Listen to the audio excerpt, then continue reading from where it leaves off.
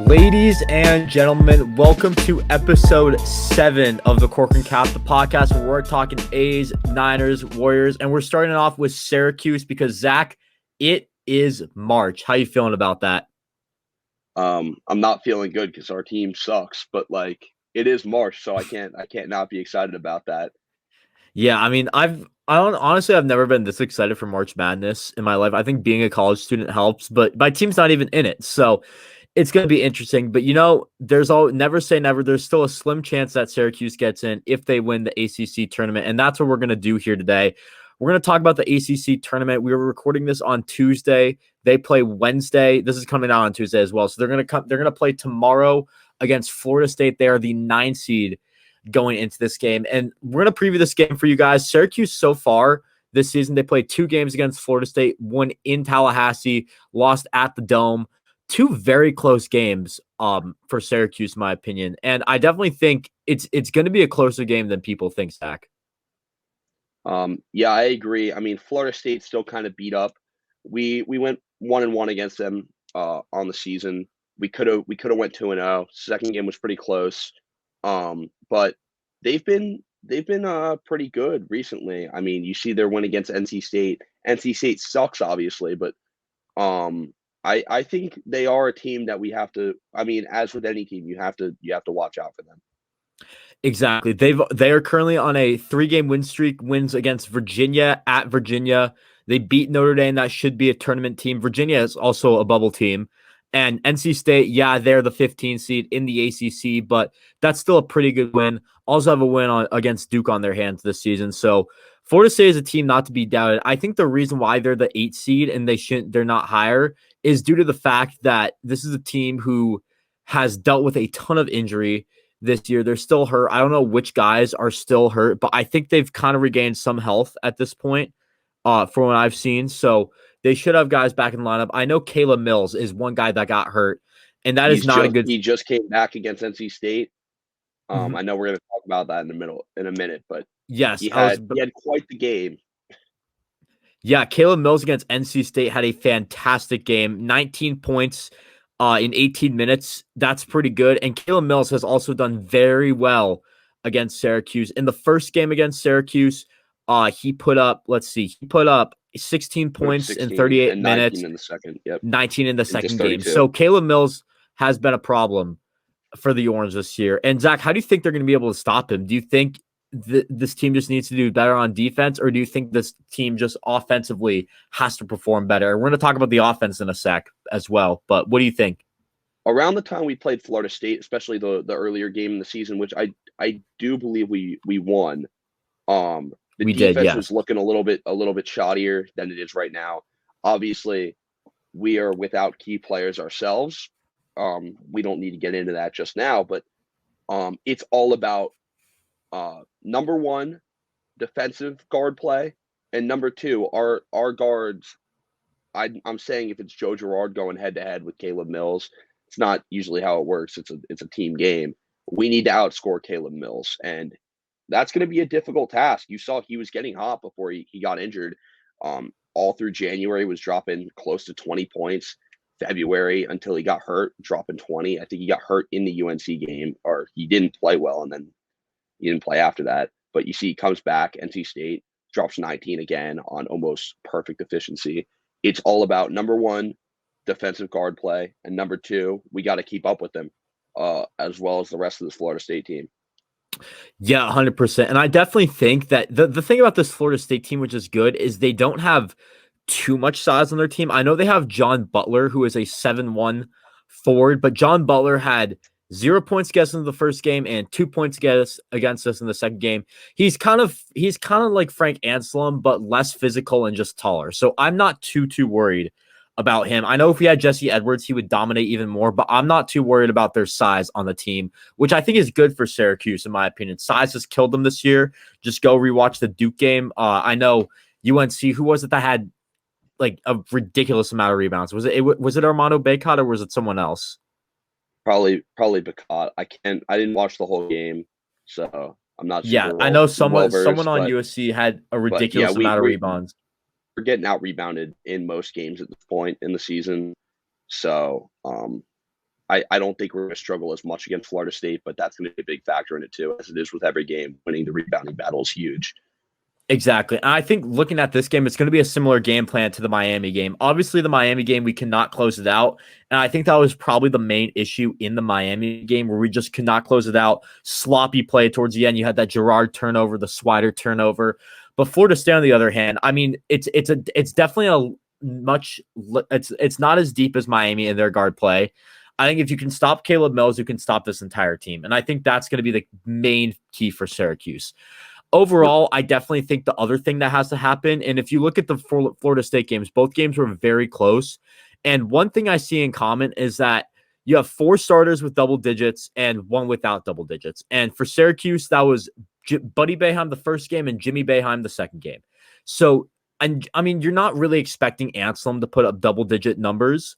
But overall, you should be seeing something from the other 4 guys, in particular the Boeheim brothers. They shined in the Miami game. They shined in the Duke game. They've been on a pretty good tear recently, in my opinion. They really just got to step it up, Florida State. Now is the time that matters. These are your last few games for Syracuse, playing under your dad. You gotta prove it now. One last game, I believe it was the last game we played against Florida State. Jimmy at 18. I might be wrong. You can correct me. Yeah, Jimmy. No, Jimmy. The last game against Florida State had 6. Buddy had 18. Okay, Buddy at 18. You need both of them to play well, as you said. I think Jimmy playing well is going to be a huge factor in this game, considering that they are a smaller team. Jimmy's not a huge guy at power forward. He needs to show that even though he's not the biggest guy, he's more physical, and since these guys are around the same size as him, he can get the rebounds that we need him to get. He can put up the numbers that we need him to put up, because he's been lacking in games down the stretch, not recently, but in games down the stretch. And production is extremely important, considering we're missing Benny Williams. We might be missing Samir Torrance. Even more pressure on the starters. 100%. They all really got to perform. Overall, I think this is going to be a very close game. In my opinion, Syracuse in March, they're a team that's always very dangerous. Are they going to go far this year? Probably not, but I think they can at least make it to the next round. And I think they're going to pull this out against Florida State. I think it's a good matchup for them. To be honest, like their last 2 games, I know they lost. They took UNC to overtime at the Dean Dome. I know they haven't had many quad 1 wins. Their only quad 1 win, or they had 2 quad 1 wins. One was against Duke. But in Miami, I mean, they just couldn't close it out. I think Florida State is a much weaker team than Miami. I'm going to give this to Syracuse. I'm going to give them the benefit of the doubt and bring on the Blue Devils. Yeah, I agree. I think Florida State or Syracuse can pull this out against Florida State. Again, 1-1 in the season. They're still not fully healthy. We'll see what this game looks like, but I think it's a good matchup for them. Exactly. And now, as I said earlier, if Syracuse wins, they're going to take on the Duke Blue Devils. If they win that, they would take on Miami, the winner of the Miami game, presumably, or whoever they play. And then they would make the championship, play the other side of the bracket, which includes teams like Notre Dame, UNC, Wake Forest, Virginia Tech, Virginia, which is they definitely got the lighter side of the bracket, in my opinion. But you got to go against Duke. I don't think that's happening. I think, especially now that you don't have Edwards, if you watch the Duke game, obviously you and I both did, we were there. Bencaro and Mark Williams just tore us apart. They just have the better size, and there was absolutely nothing you could do about that. And I think that's going to be very, very much the same. I think Duke should win this tournament. They might lose towards the end, but I don't think Syracuse is going to be any match for them. I think that's a conversation we need to have when we get there. Florida State is a team we still need to beat. We haven't beaten them yet. Score still 0-0.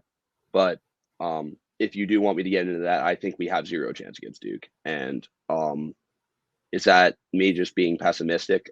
I watched the last 2 times they played against Duke. I'm going to say it's very, very small. I would say the most optimistic I can get for that. The most optimistic I can get for that is a 10-point loss. That's really it. I'm not going to throw predictions out there until we're there, but I don't see us winning that game. And as much as I'd like us to, let's just beat Florida State first. Exactly. Got to focus on that. That game will be tomorrow at noon. The Duke game, if we get past Florida State, obviously got to focus on that first. But if you get past that, that will be Thursday at noon. All these games at the Barclays Center in Brooklyn. Now, we have 5 minutes left, and a big football story came out for Syracuse this week. Lanorris Sellers, a 4-star quarterback from Florence, South Carolina, has committed to Syracuse. After committing to Virginia, Robert and I and Beck, I think it's Jason Beck, both of the Virginia assistants swayed him to come to Syracuse. He's a 6'2", 215 quarterback, 4-star quarterback on 247. At least I was looking at 247 for this. 32nd best quarterback in the country, a dual threat quarterback, which is this is the bread and butter of this new Syracuse football era, where you have Robert Anae in there. He's going to do a lot for this team, in my opinion. You have Garrett Schrader there. Garrett Schrader is going to be the bridge guy for a guy like Lanorris Sellers to come in. I think Sellers is probably a bit better than Garrett Schrader. I think you can throw a little bit more from what I've been able to see, and that's something that Syracuse definitely needs, especially with a very young receiving core, including Damian Alford. They're going to need someone who can chuck the ball downfield come the time that Lanorris Sellers is ready. Yeah, I'm a fan. Obviously, he's a 3-4-star recruit, depending on the site you're looking on. I mean, he was committed to Virginia. Obviously, he's going to come with the staff. They know what they're doing. They're a good quarterback coaching staff, so obviously he's going to want to follow them. He's the one who brought him they're the one who brought him to Virginia. Aside from that, I don't think he's going to be ready for a couple of years. I watched a little bit of his tape. He didn't really flash to me almost. I trust the staff. I think he could be a dynamic runner. He looks like he has the build that he could be a pretty strong runner. I didn't see much throwing downfield. To be fair, the camera angles of whatever tape I was watching were not fantastic. I think Schrader has more of a possibility to be dynamic, and I know that has nothing to do with Sellers himself. We got Schrader. He was a 4-star from Mississippi State. He's just bigger, faster, stronger at this point. So obviously he's going to be the starter whenever Sellers comes in 23. He'll probably still be the starter. And then I think we might see a year of maybe Jacoby and Morgan. Maybe there's another transfer quarterback. Maybe Dan Villari gets in there. I think Sellers is going to need a year or two. Might get redshirted. Just because I trust the staff to develop him. I think he's their number one quarterback. They have a plan for him already, even though he's not even in the program. They know what they're doing, but he's going to take some time. Yeah, absolutely. And I mean, I totally agree with that, actually. I definitely think that he could take some time. Syracuse has some good, Garrett Schrader, I think, can lead this team to at least the bowl game. You're not going to get that far with him. Sellers is obviously a junior in high school, so you're going to see a lot more improvement in his senior year. Hopefully that improvement will lead to him being good, ready for Syracuse when he comes here. If he has to redshirt, that's all good. But overall, I think you're getting a great quarterback prospect that was recruited at Virginia. He was committed to Virginia last July of 2021, decommitted on the 19th, which is around the time where Robert Anae and Jason Beck committed to Syracuse and took the jobs they there. Offered him right away. And obviously this staff has a proven track record with developing quarterbacks. You look at Brennan Armstrong. I think they were involved in Taysom Hill. There's a number of quarterbacks that they were involved with very Taysom well. Hill, yes. To an NFL level even. I think Brennan Armstrong can be an NFL quarterback. It's just Sellers is still young. He's not even in the program yet. But from what I've seen so far, I'm just interested to see what the staff does with him, because I think you have a more dynamic athlete on the roster right now. And I'm not saying he's obviously not going to be here in the same time window. And I'm excited to see how they use Garrett Schrader, and in the following years how they use Sellers, just because I think they can do some cool things with them. It's just you're obviously not getting the 5-star crazy quarterbacks, but they got. And I don't think you're ever really big. It's Syracuse football at this point. I don't think you're really going for those 5-star quarterbacks. You have to prove yourself a bit more. This program isn't proven enough. They're getting whoever their top guy is, which is important. But obviously their top guy isn't going to be a top guy. It's going to be one of those diamond in the rough kind of guys. And I think that's what Sellers is going to be. 100%. Lots of excitement within Syracuse football. Not a lot of excitement within our next segment, though. The Warriors have been in a very, very bad skid as of recently. Joel and I are going to break that down for you, talk about what needs to change. You guys will not want to miss it. Stay tuned.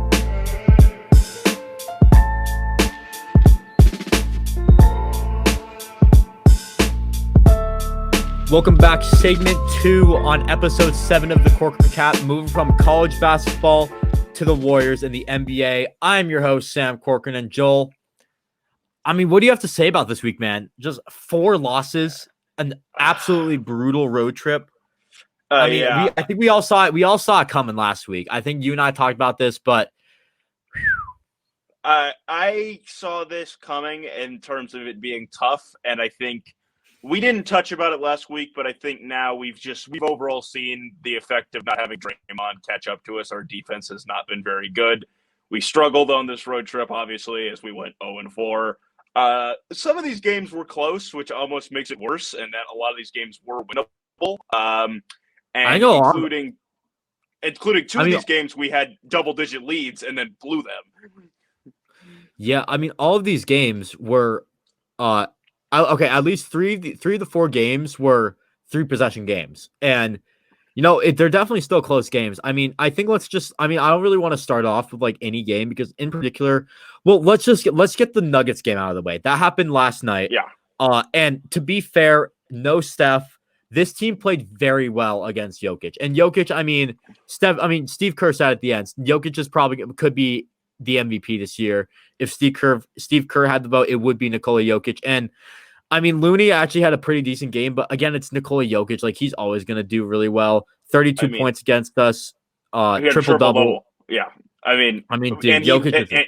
And he left points at the line. He only went 8 for 14, and he's normally money at the line. He's 83% for his career, over 80% this year.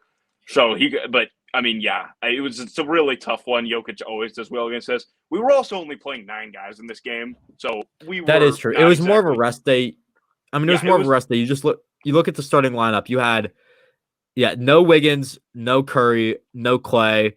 Damian Lee, Jordan Poole, Moses Moody, JTA, and Kevon Looney. So overall, I think it's a good performance against a Denver team who is only 4 games behind us right now, if I'm not mistaken. And I think, overall, I think it's a decent game. It's not a win. As I like to say, a win is a win is a win. That's the same thing with a loss is a loss is a loss. But I think this is a moral victory for the Warriors, I will say. I think this is a good game for the young guys to get going. I think we saw that as well with the Toronto game back in December where they rested basically everyone. You kind of knew they were going to lose this game. Yeah. But you saw the young guys shine that game. And that's what happened here with Poole and Moody putting up 30-plus points, Kuminga 16, even Quindary Witherspoon, double-digit points.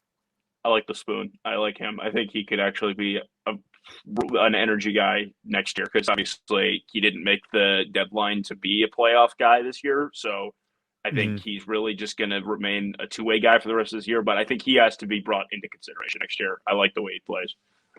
100%. Absolutely. But, as for the other few games, it just really did not go well. And I think, Joel, we talked about this before the show started. Just give me some guys who just some shame on you guys who need to be blamed for this. I don't want to put the blame all on one people, but there's a lot of guys. It's a team effort, but the team could just not come together in these games.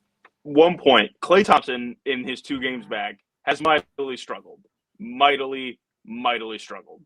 And look, I'm not going to go too crazy because he was ramping up and getting better prior to the All-Star break. He came back from illness, especially in the Dallas game.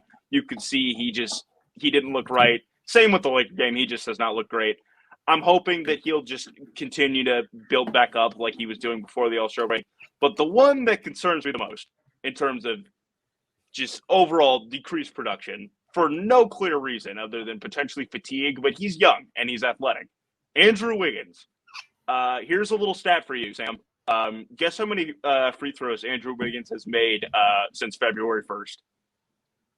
Oh, God. I'm going to go with 20. 9. His free throw percentage has fallen off a cliff. He's sub 40, I think, since the All-Star break or something. No, not sub 40. Man. Sub 45. Yeah, it's bad. It's not good. He's not getting to the line enough, and he's not making his free throws when he gets there.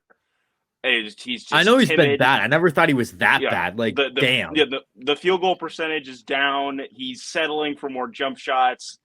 It's just, and as a team, and especially this is one of the reasons I think Wiggins is a big part of this. We got off to much better starts at the start of the year, and part of that is because we played Wiggins most of the first quarter, and he would get to work early, usually score between 7, 8, 9, occasionally double digits in the first quarter. He was big in setting the tone. We have gotten off to terrible starts, especially in this losing streak. Not counting the Denver game, obviously, because we were resting guys.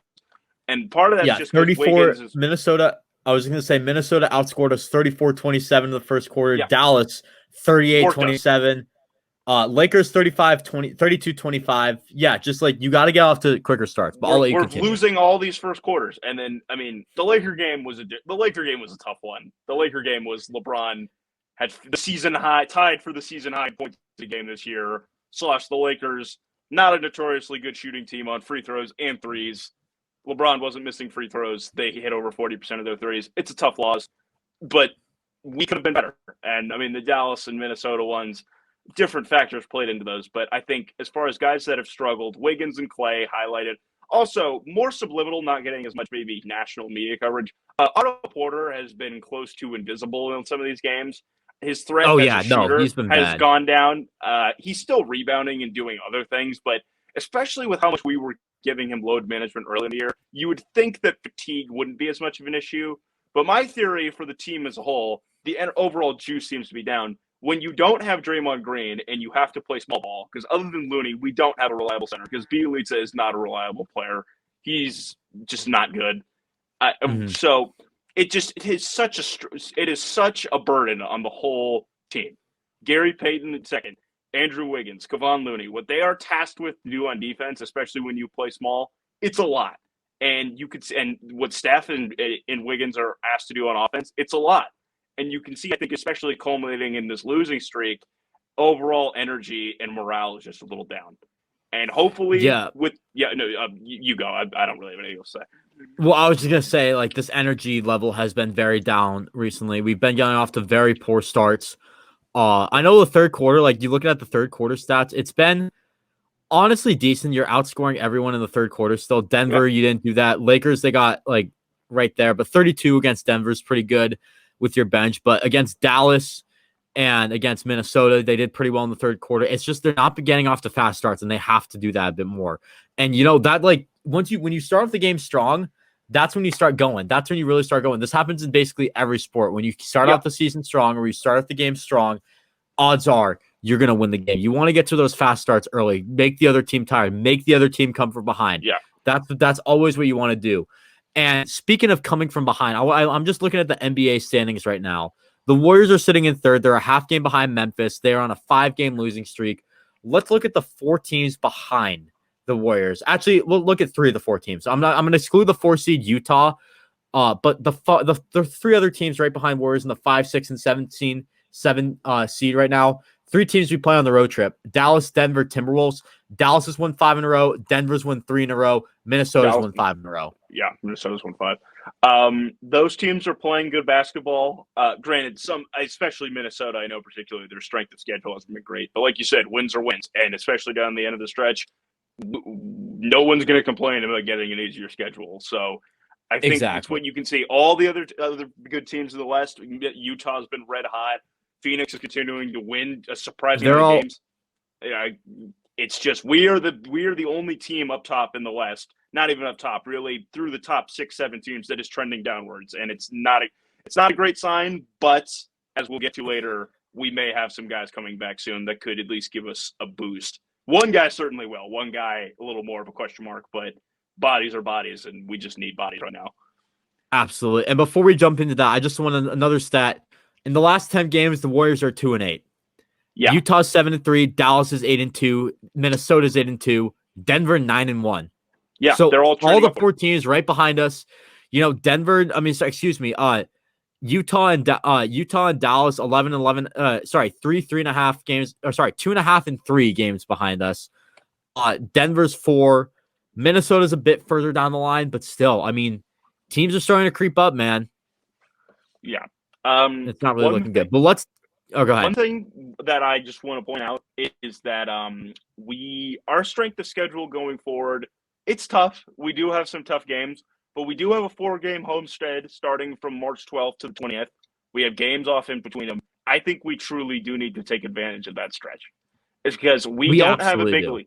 And I mean, but here's the thing. It's a tough one because the Spurs and the Wizards, you think, okay, those are both, I believe, sub-500 teams. Yeah, the Spurs certainly are. The Wizards sub-500? Yeah, both sub-500 teams at home should certainly be favored. Definitely have to take advantage. The other 2 games on that trip, the Celtics, who are playing as good or if not better than Celtics Celtics are almost catching us right now. The Celtics have been red hot. Their defense is suffocating. We just saw them. We saw Tatum put on a masterclass this weekend against Brooklyn, and the Milwaukee Bucks, which they're the defending NBA champs. They're the Milwaukee Bucks. They have one of the 3 best players in the NBA on their roster. Exactly. So yeah, a big week coming up for the Warriors. They have 4 games this week before we record next week. Maybe it will be 3 depending on when we record, but hosting the Clippers at Denver again, which I believe the makeup was yesterday, I think, from the COVID game. This is the game. The makeup game was yesterday, you're right. Yeah, the makeup game was yesterday. This is the game where we're going to be getting our starters back, going back to Denver. Then we have Milwaukee, and then we might record before or after Washington. So Washington's a must-win game. I'll just put that there. I'll say the Clippers are a must-win game. You got to get back on track. Clippers are tonight. Not sure about the Washington game. I may be going to the Washington game. So that okay. Just sort of a fun wrinkle. Yeah. That'll be fun. But yeah, definitely you gotta win some games during this homestand as of recently. But as you mentioned, Joel, there are some guys coming back to this team that we have to talk about. 2 big names. Let's start with Draymond Green.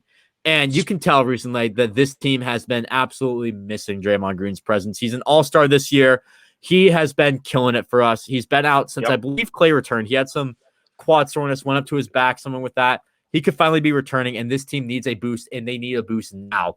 I think you texted me 7 to 10 days a few days ago, so you're probably looking at about 5 to 7 maybe now. He mentioned the Wizards game, which is 6 days from now, as the targeted return date, which fits in that timeline. So that'll be a great day to come back. We have to play 3 more games without him, and then hopefully we can get him. Have a little over the last dozen games of the year, get him back involved, get everybody, well cohesed and playing together. So especially with the Draymond thing and the other guy we're about to talk about, any news is good news in terms of, specificity and dates, because we haven't had a lot for such a long time. So I'm really fired up to just get more specifics of when we're going to see these guys again. And it's sooner rather than later, which we desperately need. We absolutely need it. Now, the other guy is James Weissman. James Weissman, obviously the 2nd overall pick in 2020. And, Looney's been good this year, but Weissman, I think, can give us a boost that we need, in my opinion, as well. He's obviously a bit of a question mark, was a bit of a question mark last year. He's a bit of a raw prospect. I think this injury has definitely hurt him a lot and hurt his development a lot, probably. We'll have to see when he's on the court, but we're going to need him back. We got to give him a shot at least. I think. Oh, yeah. Joel, do you think he'll be in the starting lineup? What are your thoughts on that? No, I don't think he'll be in the starting lineup, but I think anything you can get from him is found money with this roster, because he's basically going to be playing probably Bielitsa's projected minutes, / he can maybe give Draymond a little bit of a break of having to go small and play the 5. He gives you a good athlete. He can run the floor, go and catch lobs, get offensive rebounds. And on defense, Bielitsa is a complete liability. We saw Wiseman struggle on defense last year, but at least his athleticism gives him more of an opportunity to maybe recover and block some shots. I just think it's, an experiment, and especially in the deeper rounds of the playoffs, I don't think you're going to see him get a lot of play time. Maybe more early on in the playoffs in specific matchups where you play bigger guys, it's more of a necessity for him to play. I'm just looking forward to having him back and seeing if he's been able to progress at all since we last saw him, which, Jesus, when's the last time he's played? It's been a very long time. I remember he got hurt. It's been a long time. He got hurt against Houston last season. I don't remember exactly how the dates line up, but it's got to be close to a year since we've seen him. It's got to be probably like April, maybe something. Yeah, and I mean or maybe it was March. May. I don't know. The season was weird last year, where it went extremely late. But yeah, Wiseman being back. While you look that up, I'll talk about Wiseman a little bit. I definitely think go for it. He and Looney are 2 very different players, in my opinion. I think Wiseman, you're getting a bit more explosiveness. Looney, you're getting a bit more defense. I think Wiseman can develop his defense. He's a very good offensive player right now. Defensively, I think he can develop as well. I think you're looking at a guy who can give you a solid. He can be a solid six-man for this team. I know he's not really in a six-man role as a center, but if Looney's struggling at all and they need some offensive boost, he can come in. I totally agree with you that they should be starting Kevon Looney for the meantime. He's a bit more polished. I think you got to do that. And that's what I really got to say about Wiseman. Yeah, I think it's just you get a ceiling of, I mean, we've seen in the past, JaVale McGee comes to mind of a guy, especially hooking up with Draymond on lob plays, just a vertical spacer. We haven't really had that this year. Looney, as fundamentally sound he is on defense, he isn't that vertical threat. We don't have any other guys on this roster that really provide the only other guy on this roster that provides a vertical threat really as a potential lob guy is Gary Payton II, and he is, 6'3"? So having a big leaping center just adds a new dynamic element to this, potentially dynamic element to this offense. I don't want to put a whole lot of expectations on him because we haven't seen him play in so long, but it's promising. Yeah, definitely promising indeed. Well, coming up, we talked basketball for 2 segments. Now moving on to the gridiron, talking football. A massive, massive day in the NFL. Breaking that all down, Rohit and I. Also, a bit of Niners news to talk about. You guys will not want to miss it. Stay tuned.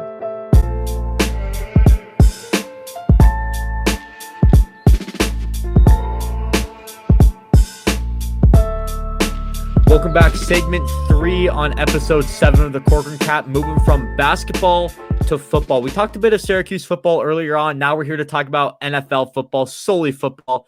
I'm your host, Sam Corcoran, and man, Rohit, what a day it has been in the NFL. Right? Absolutely absurd. You wake up, it's this bombshell after bombshell after bombshell. It's like, wait, can we chill? Exactly. It's been a crazy day. And for those of you who are wondering, what about the free agency preview? We are pushing that back because there is so much news we have to talk about in the NFL. Also, a bit of Niners news we have to talk about as well. But that is all going to be a live stream Sunday night at 11 p.m. Eastern time. I know that's late, but we're going to get all the defensive players and the positions out of the way. So make sure to stay tuned for that. We're going to be talking D-line, linebackers, cornerbacks, safeties, getting that all out of the way in less than a span of an hour right before free agency hits. It's going to be live again. Next episode 8, will not include a Niners segment because this will be the Niners segment. It's going to be a Corcoran Cap special. So you guys will not want to miss that. 11 p.m. Eastern, 8 p.m. Pacific time, a free agent special for the defensive side of the ball. You guys will not want to miss that. But let's just get into today, which has been one of the craziest days I can remember as an NFL fan. Pre-free, not including free agency, not including the draft, not including the regular season. Just an absolutely absurd day. First of all, we'll start with the tweet that came out this morning. I want to say around 11:30 maybe. Aaron Rodgers is staying with Green Bay. Pat McAfee tweeted out, staying with the Packers. There was a report that he got a new deal from Ian Rappaport. Rodgers later denounced that deal, but all that we know is that he is staying with the Green Bay Packers. What are your thoughts on this, Rohit? And what does this mean for Jimmy Garoppolo's trade value? It just takes another quarterback off the market, but at the same time, you're thinking, well, maybe there's another one on the market because what about Jordan Love? And at this point, what about Jordan Love? He hasn't really gotten an opportunity to actually show anything. And what we have seen from him has been, typical backup level play. So it's hard to gauge him mostly because he hasn't really gotten a shot. And it feels weird to say, but right now it feels like this is a very much a Tom Brady, Jimmy Garoppolo sort of deal where you think you have the guy in place to replace him, but the incumbent just won't go away and is still playing at a high level. Exactly. That's really what it's been. And I tweeted something out about, I just want to clarify this. I think a lot of people saw it who were watching this. I tweeted something out earlier today that so many people took out of context. I don't know if that's on my part for wording it badly, or I don't know if people just didn't understand, but I tweeted out, I'll read this out loud. A lot of people are saying that with the Rodgers deal, there's another quarterback off the market, but what are the Packers going to do with Jordan Love, though? There's a new quarterback on the market in Jordan Love. This does not help the 49ers much. And I just want to say, in no way, shape, or form am I saying that Jimmy Garoppolo is worse than Jordan Love. If you believe that Jordan Love is worse than Jimmy Garoppolo, that is just not true at all, in my opinion. I mean, I think in most people's opinion, Jordan Love had one very bad start. Jimmy Garoppolo has led this team to two NFC championships and a Super Bowl. Also has 2 Super Bowl rings on his belt behind Tom Brady. That doesn't really matter too much, but still. no way is Jimmy Garoppolo worse than Jordan Love. What I am saying, though, is that some teams who could be going after Jimmy Garoppolo might want to go after Jordan Love now. I think one team, I know I said the Indianapolis Colts. People were telling me that it seems like he's done. Carson Wentz is done in Indianapolis, which makes sense. If you want a bridge quarterback, you could go after Garoppolo. But if I'm the Indianapolis Colts, I feel like having a Garoppolo is the same thing as having a Wentz. I feel like you would rather sign a guy like Marcus Mariota or Mitchell Trubisky for a cheaper contract than what Jimmy Garoppolo's on, and then trade less for a guy like Jordan Love. Someone else brought up the Carolina Panthers as a team. I don't think I ever responded to his tweet, but I think he brought up the Carolina Panthers as a team that would prefer Garoppolo. I actually disagree. I think they would prefer a guy like Jordan Love. It seems like, I know they had that whole quarterback carousel last year, but Matt Rule's trying to save his job here. And, he made a big push for Sam Darnold. I know you could switch up the quarterback. They're not going to take too big of a swing, but why not go after Jordan Love? When you have they have a pretty high draft pick this year, you can use that to bolster the team. Maybe Jordan Love can be the guy and he can take over for Sam Darnold, because it seems like Jordan Love is a bit more ready than any of these quarterbacks in this draft. I think the top quarterback, Malik Willis, needs at least a year to develop, maybe.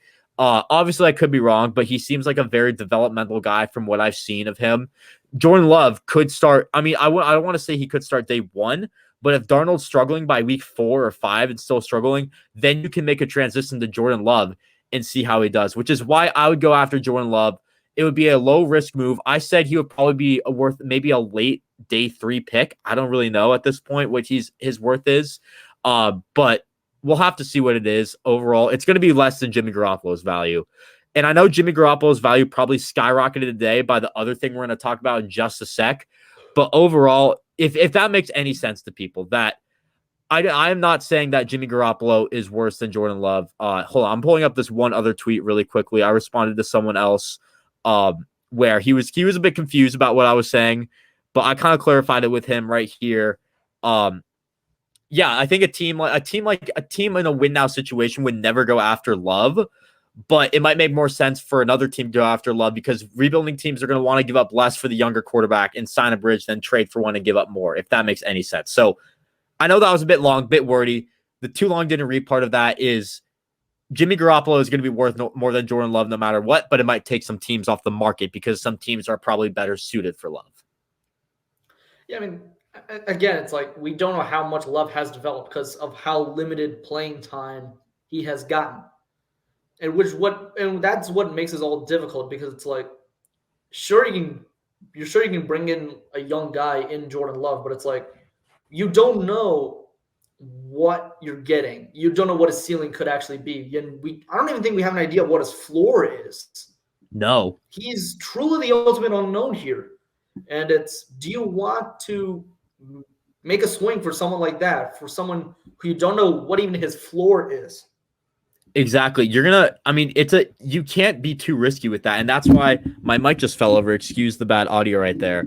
But that's why you're going to have teams paying a lot less for him than a guy like Jimmy Garoppolo. But that price could have gone up because of the moves that broke maybe 2 hours later after that. Russell Wilson is out of the NFC West. 49ers fans, rejoice. We are free. For the first time since 2012, we don't have to deal with Russell Wilson. Yeah, I mean, probably the best NFC quarterback since the turn of the century, is finally out of the division. And I mean, this is crazy. So the full deal, the Broncos are getting Russell Wilson on a 4th-round pick. The Seahawks are getting Drew Lock, Shelby Harris, Noah Fant, 2 first-round picks, 2 second-round picks, and a 5th-round pick. An absolute haul for Russell Wilson. But you know what? This jacks up the 49ers price for Jimmy Garoppolo probably. And this also means that we don't have to play Russell Wilson anymore. Noah Fant, good player. Shelby Harris, a pretty good player, underrated player. But you know what? It's not Russell Wilson. This is a huge relief for the 49ers. And I mean, you just win either way, because 1, you're not playing Russell Wilson, and 2, Jimmy Garoppolo could go for a lot more after one of the biggest trades we've seen in NFL history, one of the biggest hauls we've ever seen given up. You thought the Lance haul was big last year. Take a look at this haul. My goodness. I mean, the thing is, We still have to play Russell Wilson once this season, but I'd rather take that once every 4 years versus having to play him twice every year. And can we just take a moment to talk about how ridiculous the quarterback talent is in the AFC West? Patrick Mahomes, former MVP, former Super Bowl MVP, Super Bowl champion. We don't talk about those last two. Justin Herbert, Pro Bowl candidate, potential All-Pro. I honestly have him pegged as like my way too early season predicted MVP. And then now you have Russell Wilson with those Denver weapons and his deep ball. And then you have Derek Carr. And Derek Carr, by the way, is easily a top 12 quarterback in my opinion. That's not like it's kind of a travesty for him because he's a top 12 quarterback in football in my opinion, and he's going to be the worst quarterback in the division by far. That just goes to tell how good this division is. You have three guys who can arguably be top 5 quarterbacks at this point in their career. Mahomes is the best quarterback in football. Herbert is probably the best up-and-coming quarterback in football. And Russell Wilson, I know he had a down year last year, but let's be real. I mean, I think Seahawks fan, you saw this on Twitter. They knew they were either going to split from Wilson or Schottenheimer and Carroll, and they went with Schottenheimer, excuse me. What's their name of their GM? It's not Schottenheimer. It's something else. Is it Schneider? I'm forgetting his name. It's an S name. We'll call him Mr. S for now. I don't know why I'm forgetting it, but Carroll and John Mr. Schneider, S. Yeah, you're right. John Schneider. Okay, well, I don't know why I said Schottenheimer, but John Schneider and Pete Carroll. You're thinking of a lot of Seahawks fans. Exactly. A lot of fans were upset that they kept with them and parted ways with Russell Wilson. Speaking of people who parted ways with the Seahawks, let's move on to something that happened with the 49ers, directly with the 49ers, and that is that the 49ers snatched the Seahawks special teams coordinator away. Another Schneider, Brian Schneider. I love this, Rohit. I absolutely love this. The Seahawks special teams has been top 10 in DVOA in the last 2 seasons for special teams. They had that block punt against us that led to a touchdown. That could have been bad part on our special teams as well. But the Seahawks special teams. They also had the fake punt.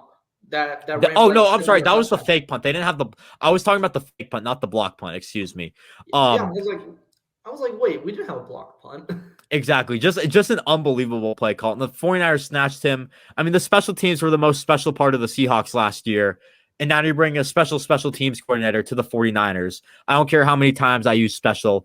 I love this signing. And you take away one of Seattle's best coaches. That's just like, God, man, Seattle's just crumbling as we see it. You saw the cracks kind of slipping through, and now it's just all falling apart. And as a Niners fan, like, who grew up as a kid just watching Seattle just run through the division over and over again, especially when we were absolutely in the mud from like 2015 to even 2018. Because from 2012 to 2014, we were competitive. We just never couldn't get past them. But from 2015 to 2018, it just felt like, oh, God, them again. Yeah, exactly. But I mean, overall, exactly, it's been a long time coming. But yeah, overall, I mean, I do want to say this real quick. I know we've been talking a lot about the Seahawks. I think, especially with the assets they got, this is going to be a very quick rebuild. They still have a solid team in place. Now you have 2 first-round picks, which is something they were missing from the Jamal Adams trade, which will also go down as one of the worst trades in NFL history. I mean, Jamal Adams is still a good player. You just gave up way too much for him. Yeah. And now you have 2 first. Worth what you gave up. Oh, 100%. But now you have a first-round pick this year, which is 2 picks behind your original pick, if I'm not mistaken. And now you're gonna start a rebuild process. You're gonna get a new quarterback, probably gonna be a guy like Malik Willis. Hopefully they don't trade all those assets for Deshaun Watson. That would be a nightmare. I know Vish Kumaran tweeted that out, and that scared the living hell out of me. But overall, I think you're probably going to get a guy like Malik Willis at 9. Maybe you wait till next year, honestly, because next year's class could be a bit more stacked. Maybe you take a little bit more. But also, the Seahawks have quietly assembled one of the best receiving corps in football. DK Metcalf, Tyler Lockett, and now you got Noah Fant. They drafted Dwayne Eskridge last year. I didn't like that pick that much, but you know what? He's still a rookie, still a second rounder, could do some damage. But yeah, this is going to be a quick rebuild. So I know we're seeing them crumbling right now, but they're going to rise up for the ashes in the few years if they use their picks correctly. It's just they got to. John Schneider and Pete Carroll are on the hot seat right now. We'll just put it at that. They're probably the 2 coaches. They have to hit on their picks this year no matter what, and they have to shine immediately, or else you got to move on for them. Yeah, historically speaking, since maybe around 2015, 2016, somewhere around there, Seattle has historically been pretty bad when it comes to drafting. They've usually traded down or traded completely out of the first round. But in general, they're not really that good at picking in the first round. Exactly. I mean, they got you really. History is just history. It's just what has happened. We don't know what will happen. But if it serves as any, measurable indicator, we don't know how well this first-round pick could pan out. Exactly. I do want to have a little bit of breaking news, not big news. The 49ers have signed guard Keaton Sutherland from the Cincinnati Bengals. He was on their practice squad last year. Just want to point that out. I have nothing to say on that. I don't even know who he is, but just want to point that out. We signed a free agent. Probably made a move today. It's not the Jimmy Garoppolo move that we were all maybe hoping for, maybe expecting to come, but that's not it.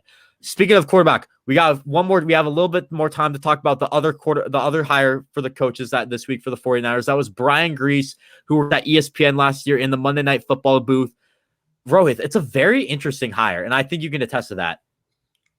Yeah, it's interesting for a lot of reasons because Brian Grease does not have any coaching experience at any level of football. And his first immediate coaching job is coming in to be a position coach for a team in the National Football League.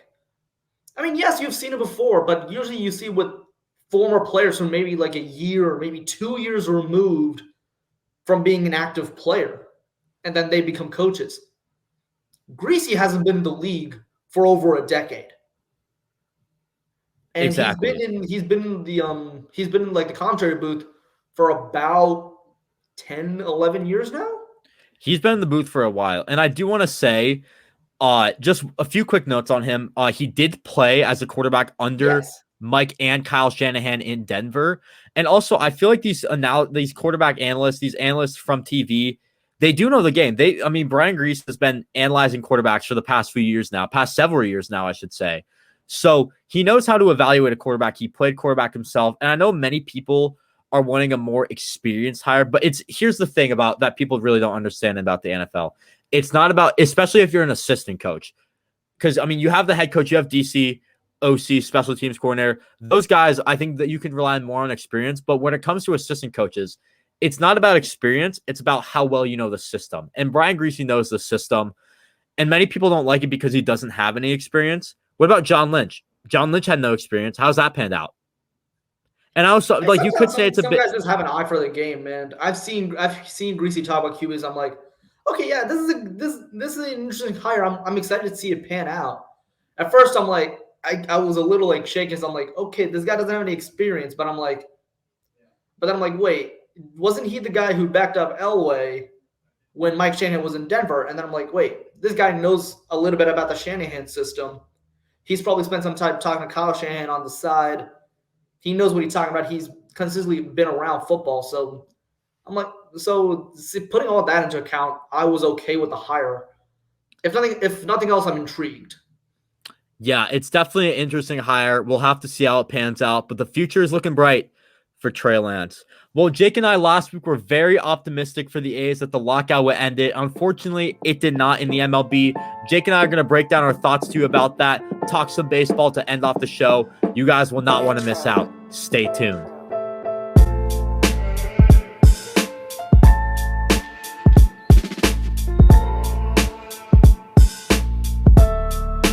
Welcome back to segment number 4 of the Corcoran Cap, talking about the Oakland Athletics. I'm your host, Sam Corcoran, and Jake, we were hopeful that the lockout would end last time we recorded, and it did not, and we are stuck here, and now we're losing some baseball games now. How are you feeling about that? Not great. It seems like we've backslid quite a bit. We were so optimistic on last week's show. It's tough to accept that baseball games are being canceled and likely more. Exactly. I think we talked for a solid 15 minutes about the season not being canceled or games not being canceled. And then the only thing I said about if the lockout does get canceled is I guess we'll have to wait more. That's the only thing I said about it. But now we're here and we have to talk about, now we're in the lockout. Now this is what we have. We have to talk about what this means for everyone. So I just want to start off with a question. Obviously, this is the dispute between the owners and the players. I'm curious to know, Jake, who are you siding with at this point? Are you taking the owner's side or are you taking the player's side? Honestly, I mean, I was very, very far with the players at the beginning. Just, I mean, you heard all like the things about how like in the last few CBAs, they had been kind of getting screwed a bit. Like the owners have been taking advantage of them because the players are so much more susceptible to like they want to get the season going. They have a lot more at stake than the owners who are already billionaires and such. But right as we got up to the deadline, I mean, the players did not seem to be moving at all. And their requests were pretty crazy, to be honest. Like they would end up costing the owners like hundreds of millions of dollars. And it's like, okay, one step at a time. Like you can't just ask for all at once $150 million more of whatever bonus money. And so I was siding with the players or with the owners for a bit. And now I kind of just hate them both, honestly. Like, yeah, I totally feel that. I think for me, it's just, I think I have to, at this point right now, I think they're definitely both at fault. I think the players are one, asking for way too much. At the same time, the owners should have dealt with it earlier. The players were trying to get on it and the owners they waited so long, and we're here now because the owners inept, like they were just inept to do anything. And you see like MLB, they're doing a ton of publicity stunts, at least what it seems like, where they were optimistic about it. Turns out there wasn't really any optimism about it. And they just wanted to blame, they wanted to put the blame on the players to try to make their reputations look good. So, I mean, they're trying to find a scapegoat. In the end, I think both are at fault. And you're in this messy situation right now where this is going to leave a lasting impact on everyone involved, in particular, Mr. Rob Manfred, who, I mean, yeah, that's just, I mean, everyone's just so upset at him. I think everyone has a reason to be upset at him. What? He's not getting a new contract after this. That's for sure. No, there might be a new commissioner in the MLB coming up, but overall, I mean, it's just a mess. I think the one thing that isn't a mess I want to talk about really quickly, and something that has not been talked about, and where this is a more of an optimistic approach, let's talk about minor league baseball, because this does not impact the minor leagues at all. There is minor league spring training going on, I guess, or I don't really know what the deal with that is, but I guess there's some minor leaguers in Arizona and Florida working on that stuff, doing some stuff there. I mean, overall, I think this is a big, if you're a minor league player, I think you should be thrilled about this personally, because now all eyes are going to go on you. You've seen it recently with, I think I've just seen a ton more college baseball stuff going on. Did you see the Texas LSU game? I didn't. I have not gotten to watch much. I saw an. Well, no, it was. I didn't watch it at all. But 20,000 people in attendance for that at Minute Maid Park. Oh, was that Minute Maid? Yeah, it was at Minute Maid Park, Texas and LSU. 20,000 in attendance for a college baseball game. People are bored. Exactly, and I mean, you saw it even in COVID. With, I remember in COVID back in like April of 2020, maybe it was May. No baseball going on, but the KBO is going on in Korea. People are starting to follow that. It's baseball fans are just going to focus on something and just keep going forward. I've been seeing like a ton of live streams of college stuff for my highlights. And now when minor league baseball starts to happen, I think people are going to pay more attention to that, and they're going to shine on those prospects. For the A's, you might see a ton of guys looking at Tyler Soderstrom or something like that, going after him. He's going to be one guy to watch for the A's, just in particular. There's other top prospects out there. The Orioles catcher, I always forget his name. I think Adley Rushton or whatever. Yeah, him. That guy. Yeah, Adley Rushton. People are always going to be looking out for him. Guys who can come up soon. All eyes are going to be on them. I bet you're going to see a ton more publicity for the minor league players, which I think is very helpful for their career. Yeah, I mean, what I'll say is it'll be interesting to see how the organizations handle like bumping players up and down, because normally it's kind of pretty fluid in terms of like you've got the MLB going on, so maybe there's some injuries up there, players get called up in AAA, so it goes up like that. But now it'll be more interesting, like for a guy like Soderstrom, who is expected to move pretty quickly through the minor league systems so that he can get some more AA and AAA ABs. But it might cause teams to be a little more stagnant and create a little more, I mean, again, I don't watch a lot of minor league baseball, but create a more like team unified spirit. I don't know, like get players together. And especially if people become like more into the games and into the teams, if baseball is postponed even longer, there could be more incentive to keep the teams together. Yeah, totally. I definitely think they're going to try to do that and try to kind of just build off of that stuff and just make sure that they have a good culture implemented in there. I think right now, I think it can get a bit toxic, especially when there's a ton of just arguing going on with, especially like, I think in particular for the A's, I think, can we just agree that I think John Fisher has a reason as to why the MLB is in the lockout right now? I think, Jake, you and I can agree on that, right? I mean, definitely. And just because they're saying, I don't know, you probably saw the report that was like, oh, the A's were not one of the teams who was opposing the $230 million luxury tax. I did not see that report, actually. And it's, yeah, no kidding, because we're not paying our team close to $230 million. Like, it doesn't affect us. I don't understand. Like, well, people are like freaking out, being like, oh, John Fisher, like what a stand-up guy. And I'm like, what are you talking about? Hasn't come into play for the A's since the freaking 80s. Yeah, exactly. But yeah, no, I definitely think the players are gonna be closer together because they're all trying to fight for baseball. And I think you're gonna see some culture be implemented. I feel like baseball locker rooms, just from my experience, you never really see any divas in baseball. You see them in football. You definitely see them in basketball in particular, I feel like. I don't really know too much about hockey. I don't follow them, as you can tell by this podcast not covering hockey whatsoever. But baseball just seems like it's a ton of guys on a mission to win a World Series. There's not many outside distractions with them. If there is, I mean, the only diva I can think of for baseball would be a guy like Milton Bradley, who I'm too young to really remember playing.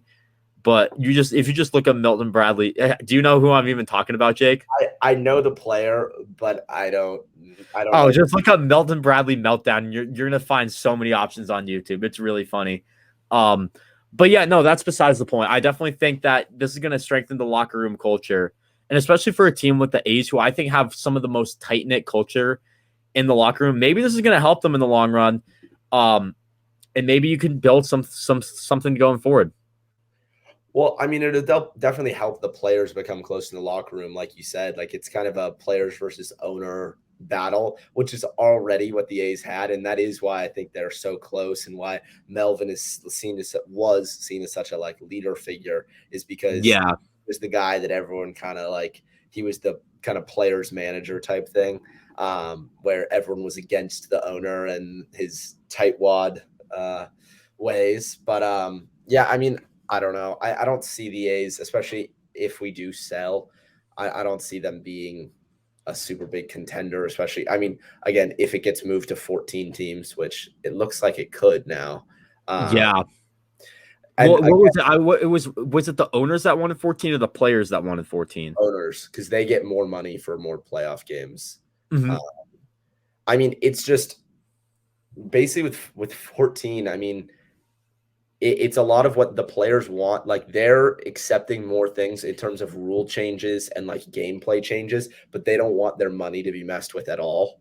And I think that's where I'm perceiving the big like divide to be, because they accepted the bigger bases. They accepted the lack of shifts, which that's a whole nother thing. I do not understand. Like, I get that they want more runs, but there's a different way to go about it. Like, baseball has to be a strategy.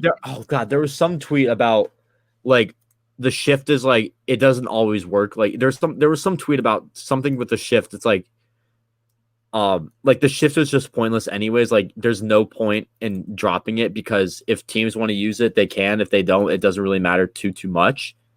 But yeah, I kind of want to also talk about just with I know I was saying like the playoff opportunity for the A's, and I kind of want to talk about that more in the terms of the games, because obviously you were losing 2 series for the A's, and I think the 2 series that they lost are 2 series that I wish we didn't lose. I kind of wish we kept the Angels and the Tigers at home. Obviously, obviously it's baseball, where like the best team in baseball, like let's take the Atlanta Braves who won the World Series. Let's take the worst team in baseball, who I believe was like, it was probably the Baltimore Orioles last year, if I'm correct.